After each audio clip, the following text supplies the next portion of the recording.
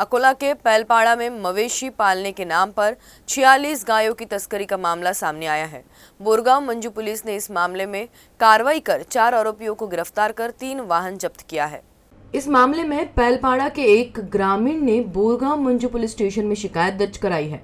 बीड जिले के सोनाला गांव के श्रीनाथ गोरख गौशाला में गौरक्षण संगठनों की ओर से पैलपाड़ा गांव में एक बोर्ड लगाया गया। इस बोर्ड पर गौशालाओं में पशुओं का पालन पोषण करने की बात कही गई थी, जिसमें कहा गया था कि जो लोग गौशालाओं में पशुदान करना चाहते हैं वे गौरक्षा संस्थान के फोन नंबर पर संपर्क करें। लेकिन जब पुलिस ने जांच पड़ताल किया तो यह बात सामने आई कि ये गौशाला वास्तव में अस्तित्व में ही नहीं है, तो शिकायत दर्ज की गई।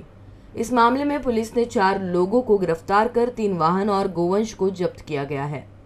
की त्यांच्या गावामध्ये फलक लागलेले होते, त्या पॉम्पलेटमध्ये असे लिहून होते की ज्यांना आपले गोवंश चारा टंचाईच्या मुळे किंवा इतर कारणामुळे आपण पालन पोषण करू शकत नाही, त्यांनी आमच्या गोरक्षणमध्ये द्यावे, आम्ही त्यांचे पालन पोषण करू।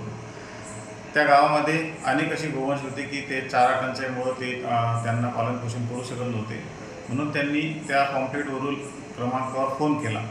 त्या क्रमांकावरून खाडे महाराज यांनी तो फोन घेतला आणि त्यांनी सांगितलं की आम्ही तुमची गोवंश घ्यायला तयार आहे। या विश्वासाने त्यांनी त्या गोरक्षणचे सर्व व्हिडिओज पाठवले आणि कशा प्रकारे सर्व गोवंशची काळजी घेतो हे सर्व त्या गावकऱ्यांची खात्री झाल्यामुळं गावकऱ्यांनी जवळपास 46 गोवंश वेगवेगळ्या 3 वाहनांमध्ये त्यांनी पाठवले।